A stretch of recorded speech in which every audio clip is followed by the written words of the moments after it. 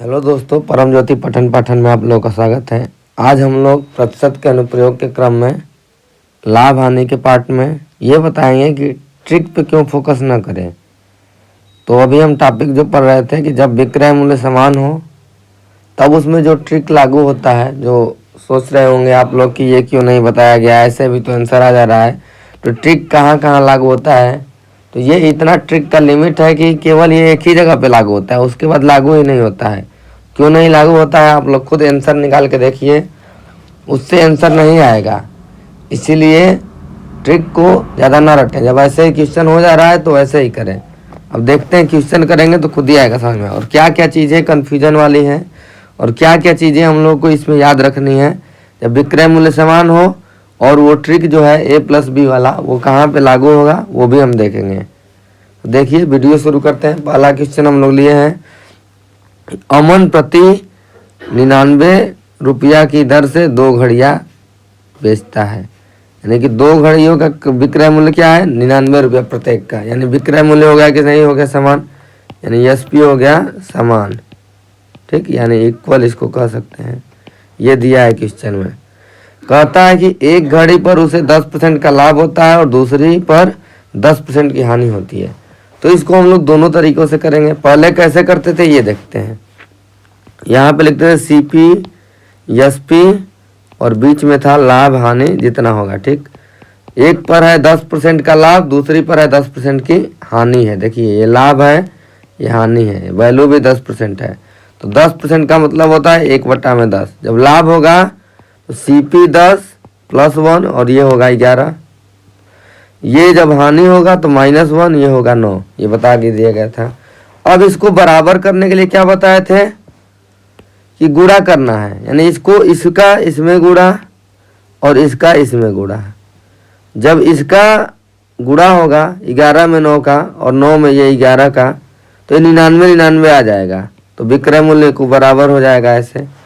और जब इसमें 9 का गुणा होगा तो वस्तु 1 और वस्तु 2 दोनों में भी इसी का गुणा होगा। वस्तु 1 में 9 का मल्टीप्लाई हुआ है तो इसमें भी 9 का मल्टीप्लिकेशन, इसमें भी 9 का मल्टीप्लिकेशन। वस्तु 2 में 11 का मल्टीप्लाई हुआ है तो इसमें भी 11 का, इसमें भी 11 का मल्टीप्लाई, ठीक। तो ये हो जाएगा इतना। ये हो गया विक्रय मूल्य, ये हो गया क्रय मूल्य, ठीक। ये हो गया विक्रय मूल्य हो गया 99 और क्रय मूल्य हो गया यहाँ पे 90 और ये हो गया 11 में 110, ठीक। ये हो गया लाभ कितना हुआ यहाँ पे 9, यहाँ पे हुआ हानि हुआ -11। टोटल लाभ या हानि क्या हुआ, तो 9 हुआ यहाँ पे, दोनों को मिलाएंगे तो 9 - 11 यानी -2। माइनस का मतलब हानि हुआ है, तो हानि हो गया -2। और हानि लाभ किस पे निकलते हैं, CP पे। तो टोटल CP कितना आया है, यहाँ पे 90, यहाँ पे 110, टोटल मिला के क्या आ गया, 200 आ गया। तो लाभ प्रतिशत हानि प्रतिशत कैसे निकलेगा, तो यहाँ पे निकलेगा हानि प्रतिशत, क्योंकि हानि हुआ है, ठीक। तो हानि प्रतिशत, हानि कितना है 2, किस पे निकलता है, CP पे। 2/200 × 100, 100 से 100 कट जाएगा, ये हो जाएगा 1%, ठीक। ऐसे निकालने में कितना आ गया, 1%। क्या किए, CP को बराबर किए। क्या किए, CP को बराबर कर दिए। अब इसके बाद आते हैं जो इसका ट्रिक है, ट्रिक को देखते हैं। ट्रिक से क्या आ रहा है आंसर, तो ट्रिक जो बताया गया है कि कुल लाभ या कुल हानि दिया गया है। तो पहले में क्या है, 10% लाभ है और दूसरे में 10% हानि है, ठीक। इसको अगर प्लस कहते हैं लाभ को, +10, और इसको कहते हैं -10 हानि को, ठीक। अगर हम लोग फार्मूला लगाए इक्विवेलेंट वाला तो क्या होता है, A + B + A × B/100। ये होता है कि नहीं होता है फार्मूला। A की जगह पे क्या है, लाभ 10%, तो +10, B की जगह पे हानि -10, 10 × -10/100। तो ये तो कट जाएगा, ये कितना आएगा, 100 से 100 कट जाएगा, -1। और माइनस का मतलब क्या होता है, हानि। तो 1% हानि आ गया। ऊपर भी आया है 1% हानि, नीचे भी आया है 1% हानि, यानी कि ये तो हो गया सेटिस्फाइड। यानी कि दोनों से आंसर 1% हानि ही आ रहा है, ठीक। इसी का जब आप लोग देखेंगे ट्रिक लिखा रहता है कि जब भी कोई वस्तु का विक्रय मूल्य समान हो, ट्रिक में लिखा रहेगा कहीं भी देखेंगे आप किसी बुक में तो। और 1 पर अगर ये इसको x% कर दें, यानी यहाँ भी 10 वैल्यू है, यहाँ भी 10 है, x की जगह 10 लिखें और ये x%। यहाँ पे अगर लाभ हो और यहाँ पे हानि हो, ठीक, यानी ये लाभ हो और ये हानि हो, दोनों अलग अलग हो, यानी यहाँ लाभ होना चाहिए, यहाँ हानि हो, तो इसका वो निकालेंगे तो ये तो कट जाता है दोनों, तो बचेगा क्या, a इंटू बी, यहाँ पे x लिखेंगे, यहाँ पे भी x लिखेंगे, ये x² बटा में 100 ही होगा। और हमेशा क्या होगा, एक प्लस है और एक माइनस है तो हमेशा क्या आएगा, माइनस ही आएगा। तो यहाँ पे कहते हैं कि हमेशा माइनस मतलब आता है, यानी हमेशा हानि आता है। कितना हानि आता है, x² बटा में 100। इसको अगर हम ये भी कर लें कि x बटा में 10 का होल स्क्वायर, ऐसे भी तो लिख सकते हैं, इतना हानि होगा, ठीक। लेकिन ये वाला ट्रिक कब लागू होता है, जब ये बराबर रहना चाहिए। अब ये आप लोगों को लगता होगा कि हर एक जगह लागू हो जाएगा, तो नहीं होगा। देखिए अब हम लोग एक क्वेश्चन लिए हैं जिसमें ये वैल्यू अलग अलग है, ठीक, और एक में लाभ और एक में हानि रहेगा तभी ये लागू होगा, नहीं तो नहीं होगा, और ये वैल्यू बराबर रहनी चाहिए। अब जब दूसरा क्वेश्चन देखेंगे तो आपको दिखेगा कि नहीं लागू होगा कि होगा। देखिए इसको पहले ऐसे लगाते हैं, 10% लाभ, ठीक, तो इसको लिखते हैं +10 a की जगह पे, b की जगह पे 20% हानि, इसको लिखते हैं -10। अगर इसको हम लोग कुल लाभ हानि की गणना करें तो परसेंटेज लाभ या हानि जो भी होगा देखेंगे, a + b + ab बटा में 100। a की जगह पे क्या है 10, b की जगह पे -20 प्लस 10 गुणे -20 बटा में 100। ये आ जाएगा 10 में से 20 घटाएंगे -10, 20 दाम में 200, ये आ जाएगा -2। तो ये आ जाएगा कितना, ये आ जाएगा -12%, यानी 12% की हानि होनी चाहिए। अब निकालेंगे हम लोग, जैसे क्वेश्चन करते हैं वैसे देखते हैं क्या इतना ही हानि होती है। अगर देखते हैं कि क्या इतना ही हानि होती है तो इसको भी देखते हैं। अब देखिए 10% लाभ का मतलब 10 1 11 हो जाएगा, यह है CP, यह है लाभ हानि, और ये हो जाएगा SP, ठीक, ये हो जाएगा SP। दूसरे में क्या है 20% हानि, 20% हानि का मतलब 1/5, तो ये होगा 5, ये होगा -1, ये होगा 4। इतना आप लोग कन्फर्म है। अब क्या बोला है, विक्रय मूल्य को बराबर करना है, बराबर करिए। विक्रय मूल्य बराबर करने पे यहाँ पे होगा 4 का गुणा, यहाँ पे होगा 11 का मल्टीप्लिकेशन, इसका वाला इसमें, इसका वाला इसमें, तो ये बराबर हो गया। अब ये पहली वस्तु में 4 का मल्टीप्लिकेशन करना पड़ेगा, दूसरी वस्तु में 11 का मल्टीप्लिकेशन करना पड़ेगा। कुल लाभ के लिए क्या चाहिए आपको, लाभ या हानि कितना है, तो ये हो गया 4 का लाभ, इधर हो गया 11 की हानि। टोटल लाभ या हानि कितना हुआ, टोटल अगर निकालेंगे तो 4 - 11 -7 हो गया, ठीक। अब इसके बाद क्या निकालना है कि ये हो गया -7 मतलब हानि हो गया। अब निकालना है टोटल क्रय मूल्य, 40 हो गया, ये हो गया 55। टोटल क्रय मूल्य कितना आया, 40 + 55 निकालेंगे तो 95 आ गया। और लाभ और हानि किस पे निकलता है, हमेशा क्रय मूल्य पे। तो निकालेंगे अगर हानि परसेंटेज, अब 7 आ गया, यहाँ पे आ गया 95 और गुणते में 100 आ गया। और कभी भी आप लोग वैल्यू इसकी निकालेंगे तो ये 700 और बटा में आ जाएगा 95, और ये भाग देंगे तो 7 के आसपास 7 दशमलव कुछ आएगा। और ये है असली परसेंटेज लाभ या हानि। यहाँ पे क्या है 12, यानी कि अगर आप लोग ट्रिक लगाते जल्दीबाजी में तो ये तो ट्रिक एकदम फेल हो गया, ये तो काम ही नहीं किया। तो ये जब विक्रय मूल्य समान है तो ये पर्टिकुलर जगह पे काम किया, एकदम पर्टिकुलर जगह पे काम किया। कब काम किया, जब लाभ था और एक में हानि था और दोनों बराबर था, तभी ये ट्रिक काम किया। तो आप लोग ट्रिक के चक्कर में न रटें, क्योंकि ये लगेगा कि आप लोगों को नहीं ऐसे भी हो जा रहा है, आप हर एक जगह लगाने लगेंगे। तो ऐसा कुछ नहीं करना है, हर जगह फॉलो नहीं होता है हर एक चीज़, तो इसलिए इसको याद रखना पड़ता है। अब देखते हैं दूसरा चीज़ कि अगर कोई भी आंसर अगर परसेंटेज में पूछा है, अगर एक लिखे नोट में कि अगर आंसर परसेंटेज में पूछे, चाहे लाभ प्रतिशत या हानि प्रतिशत पूछा गया हो, ठीक, तो कोई भी वैल्यू लिख सकते हैं, कोई भी वैल्यू ले सकते हैं। इसको नोट कर ले, हमने बताया था पढ़ाते समय भी। अब जो ये बताए हैं कि अगर आंसर परसेंटेज में पूछे तो कोई भी वैल्यू ले सकते हैं। इसको अगर पहले क्वेश्चन में आप लोग अप्लाई करें, ठीक। यहाँ पे अगर देखते हैं पहला क्वेश्चन में निकाला गया है 1% आया है, क्या आया है? हानि, ठीक। ये हानि अगर पूछा है प्रतिशत में पूछा है, लाभ या हानि या कोई भी वैल्यू परसेंटेज में पूछा है, तो ये तो 99 रुपया दिया है क्वेश्चन के हिसाब से, तो यहाँ तो 99 बन गया है। लेकिन अगर हम इसको कर दें कि नहीं कोई और भी वैल्यू ले लेते हैं, वैल्यू लेने के लिए क्या करेंगे, विक्रय मूल्य को तो बराबर रखना है। इसमें अगर हम लोग 2 का मल्टीप्लाई कर दिए, इसमें अगर हम लोग 2 का मल्टीप्लाई कर दिए तो ये तो 198 हो गया, ये भी क्या हो गया 198 आ जाए कि नहीं। विक्रय मूल्य समान है कि नहीं है, तो ये अगर 198 वैल्यू ले ले, लेकिन दिया है क्या क्वेश्चन में 99, तो यहाँ देखते हैं 9 दूना के 18, यहाँ हो जाएगा क्या 22, ये हो जाएगा माइनस, यहाँ हो जाएगा 180, यहाँ पे हो जाएगा 220। और कोई भी वैल्यू ले लेते हैं तो हमको क्या निकालना है, लाभ या हानि निकालना है। 18 और 22 में क्या होगा, -4 होगा, टोटल जोड़ेंगे तो ये क्या है हानि, माइनस मतलब हानि। और ये 180 और 220 जोड़ेंगे तो क्या होगा, सीपी टोटल निकालेंगे 180 प्लस 220, ये हो जाएगा 400। तो अगर हानि निकाले सीपी पे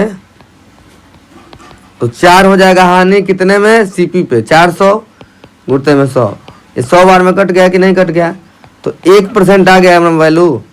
इसका मतलब ये अगर आंसर परसेंटेज में निकालना हो लाभ प्रतिशत या हानि प्रतिशत, दूसरा चीज ये कंफ्यूजन नहीं करना है कि ये 99 है तो इसको 99 ही बनाना है, कोई जरूरत नहीं है।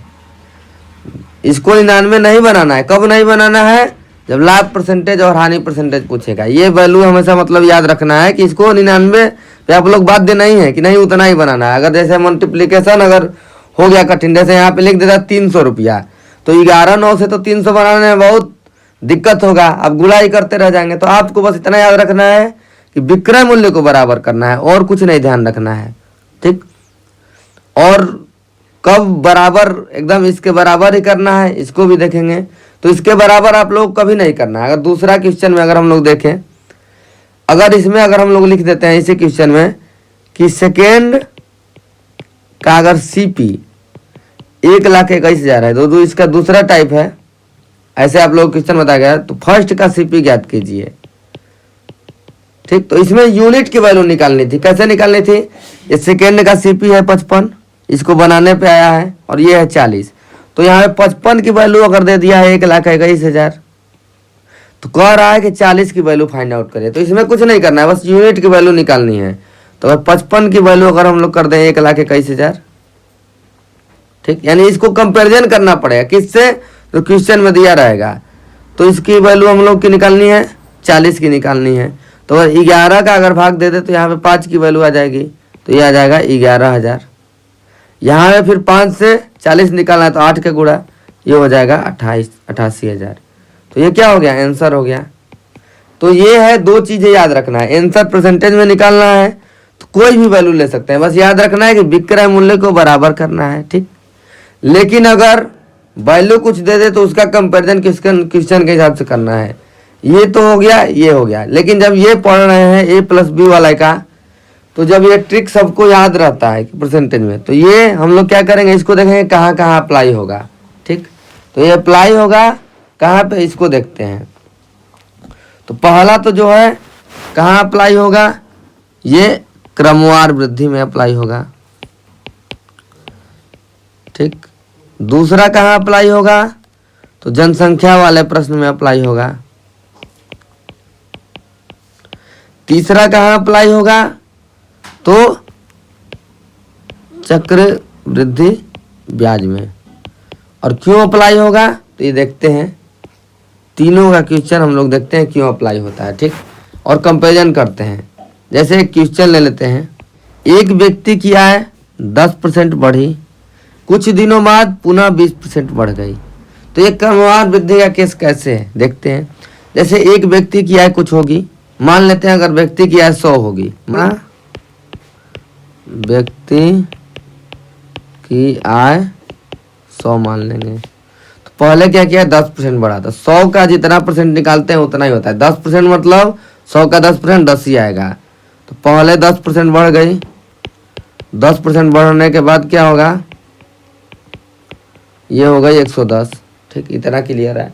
अब 110 में क्या हो रहा है, 20%। इसको लिख सकते हैं 100 में से 10 बढ़ा है, तो अब इसके बाद जितना आया है इसमें पुनः 20% बढ़ा है, तो पुनः 20% बढ़ गई। किससे बढ़ी, 110 से 20% बढ़ गई।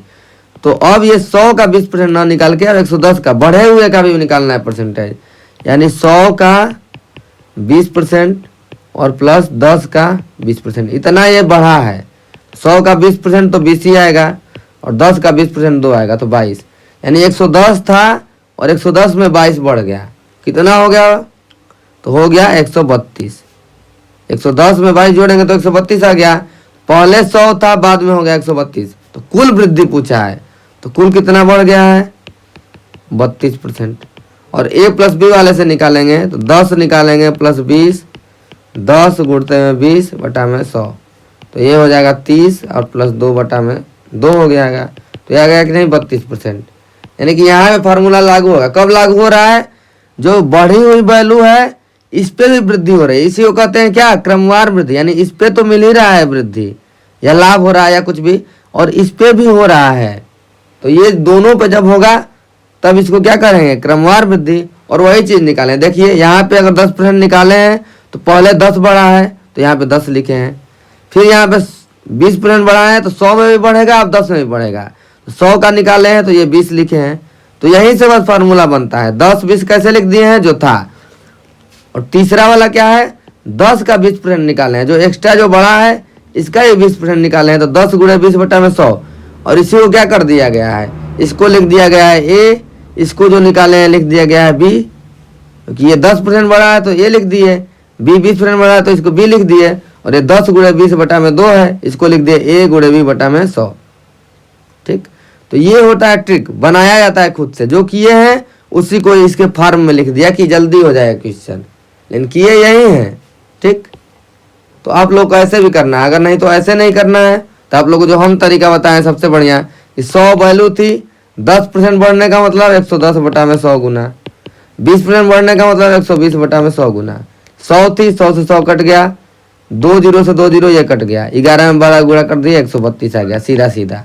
कुछ करना है इसमें, कुछ सोचना भी नहीं है, गुना वाले से कंसेप्ट से तुरंत आ जाएगा। दूसरा क्या है, जनसंख्या वाले क्वेश्चन में अप्लाई होगा। कैसे अप्लाई होगा, जैसे जनसंख्या अगर 100 थी गांव की, पहले साल में फर्स्ट साल में 10% बढ़ गई, सेकेंड साल में कह दिया 20% बढ़ गई, सेम सवाल को। 100 का 10% बढ़ गई तो 110 हो गई, अब 110 में 20% बढ़ी है दूसरे साल, तो ये सेम वही सवाल हो जाता है जनसंख्या वाला में भी। चक्रवृद्धि ब्याज वाले में क्या होता है, वही जैसे 100 रुपया है, कहेगा 4% वार्षिक ब्याज की दर से, 2 वर्ष का पूछेगा, तो पहले साल में तो 100 से 104 हो जाएगा, दूसरे साल में 100 पे 4 रुपया मिलेगा, और जो बढ़ता है इस पे भी ब्याज मिलता है।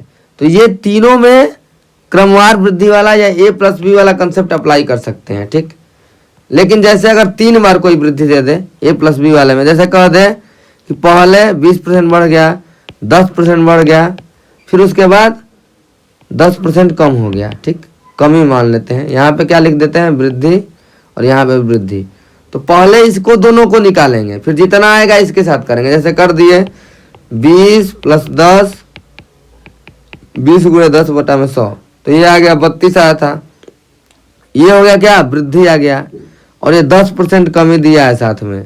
तो अब इन दोनों का हम निकालेंगे, 3 दिया रहेगा तो 2 बार ये करना पड़ेगा ए प्लस बी वाला, तो ये 32 होगा माइनस 10 होगा प्लस 32 गुणे 10 बटा में 100 होगा, ये 32 में से 10 गया 22, और ये एक माइनस है तो माइनस 320 बटा में 100 करेंगे तो 3.2 आएगा, तो 22 में 3 घटाएंगे 19, 19 में से भी घटाएंगे तो 18.8%। ये प्लस में आया है तो मतलब वृद्धि। तो 3 वाला रहेगा तो ऐसे करना पड़ेगा, तो ये कैलकुलेशन दशमलव में भी आ सकता है, तो उससे दिक्कत होती है 3 वाले में। तो इसीलिए क्या कहते हैं कि ये सब ट्रिक फॉलो मत करिए। हम लोग क्या करेंगे, सीधा गुना वाला कंसेप्ट लगाएंगे। कैसे लगाएंगे, मान लेंगे पहले वैल्यू अगर 100 थी, 100 मानेंगे, 100 का कितना हो गया गुना, 120 बटा में 100 गुना, ये हो गया 110 बटा में 100 गुना, ये हो गया 90 बटा में 100 गुना। ठीक, 100 से 100 कैंसिल, 3 जीरो को 3 जीरो से कैंसिल कर देते हैं, 1 2 3, 10 बच गया। अब ये गुणा करते हैं, ठीक। तो 12 में 11 का गुणा और 9 का गुणा, 11 9 99, 12 गुणे 99 बटा में 10, 12 9 108, 12 9 108 और 10 जोड़ेंगे 118।